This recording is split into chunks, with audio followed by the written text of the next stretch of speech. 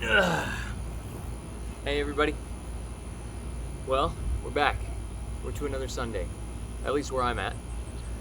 So, last Sunday, during our 20 Days of Taekwondo challenge, we talked about... Oh, there go my dogs, they're gonna bark. It's one part about being outside, you don't control the environment. Hey puppies, hush. Anyway, we talked about taking time to breathe and relax. Well, one of the great ways that you can still be involved in martial arts while you breathe and relax is to spend some time studying. And I don't mean like, sitting down with a highlighter and a pencil and a notepad and all that stuff, but just reading, not looking at a phone. You can learn a lot from that, but sometimes it's good to actually get your hands on a piece of paper, and read a book. Get that tactile feedback. Anyway, I wanted to share with you a couple of books that I really enjoy, books that maybe you can enjoy and learn from as well. So, starting with number one. This one is probably the most important. You see, studying martial arts is great, but if you don't have a moral foundation, then all the martial arts in the world is just going to get you into more trouble. It's going to make you feel like a tough guy, going to make you feel like maybe you're invincible, and you're going to go out there, you're going to get into a fight, and somebody's going to get hurt. Maybe not you, maybe the other guy, but it's just never good. So it's super, super important to have a moral foundation, which is why this book right here, best-selling book in all the world, is the most important book that I read. And I spend a lot of time with this book. You can tell it's kind of worn around the edges. This one's been with me for a while. Maybe you're not a Christian. Maybe you follow some other religion. Whether you do or not, I recommend this book. It's going to make some positive changes in your life if you start reading it. I promise that. Okay, moving on. Martial arts books. So I actually have kind of a whole stack here, okay? And we're going to start with one. Man, it's hard to choose. We'll start with this one. So this is by Alex Gillis. It's called A Killing Art, and I'm going to post links to all of these books, the Amazon links to all these books, in the description of this video, so make sure you check that out. But this is a book about it says the untold history of Taekwondo. Well, obviously it's been told because it's in a book. But this gives a somewhat more accurate picture of the modern birth of Taekwondo. A lot of people say, well, this art's been around for 2,000 years and all this stuff, and that's not really true, unfortunately. We know that it's not true from following the history. There are some parts of it that have been around for a long time. Well, I mean, people have been fighting each other since the dawn of creation, pretty much. So, martial arts have been around for at least that long. But this one really goes into a lot of detail about how the martial art was created. I don't recommend this book for people under the age of about 14, 15, just because some of the content is not pleasant. There's not a bunch of language and stuff like that, but some of the content is difficult to deal with, especially if you really love your martial art and you're not ready to find out the dark side of it yet. So, but I do really appreciate the effort that the author went to on this one. So this is a great one for you. Next, this one is On Combat by Lieutenant Colonel, right? Lieutenant Colonel Dave Grossman.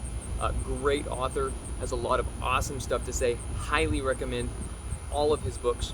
This one in particular is really, really good when you're talking about self-defense.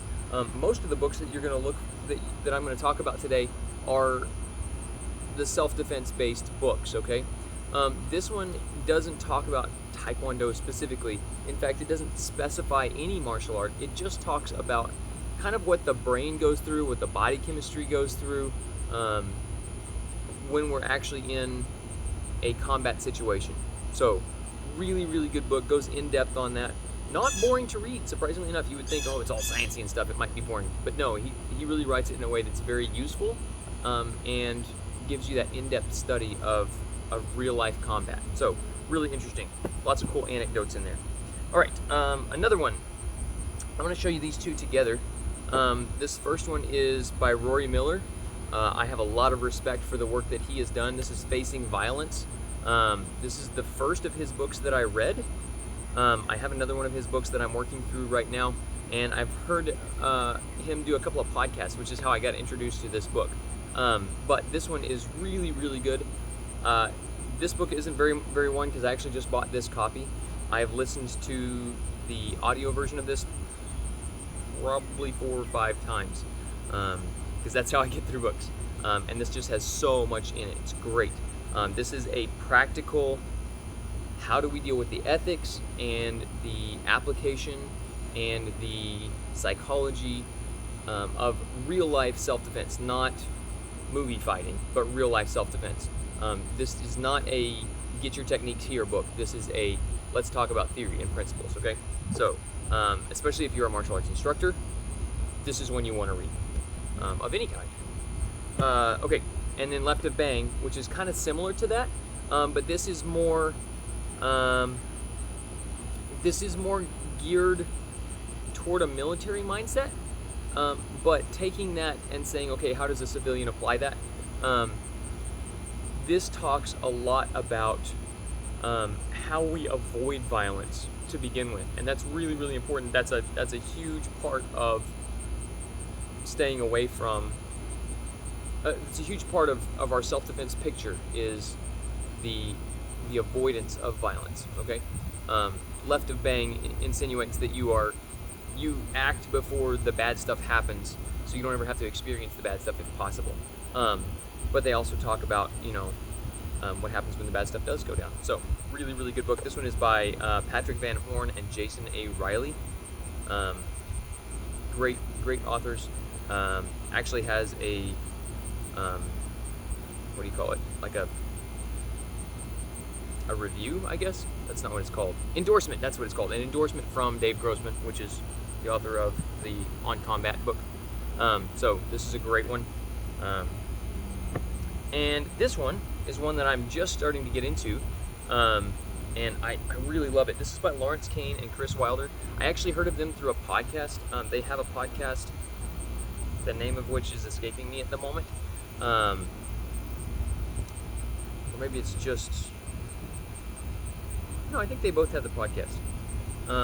It's not Martial Thoughts. Anyway, I'll post a link in the description. But they have a great podcast, really good listen. But this is by them, and they are from a Goju-Ryu background, which is not Taekwondo, obviously. That sun just came up from behind a tree, that's bright. So they're not from a Taekwondo background, but when you understand the history of Taekwondo, then going back and studying some traditional karate styles from Okinawa, from Japan, they can be very, very informative to your study of Taekwondo. So, I mean, just in the first, 4 or 5 pages of this, like, I started highlighting and making notes in the margins and stuff. It's a really good book. In fact, let me read you this little clip. It says, "Karate was never intended to be only a hard art. Everything in nature is smooth.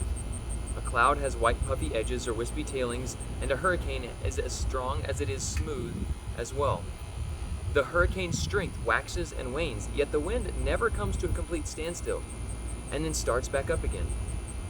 Just as the wind smooths jagged mountainsides, so too do ocean waves erode jagged shorelines, leaving behind a smooth surface."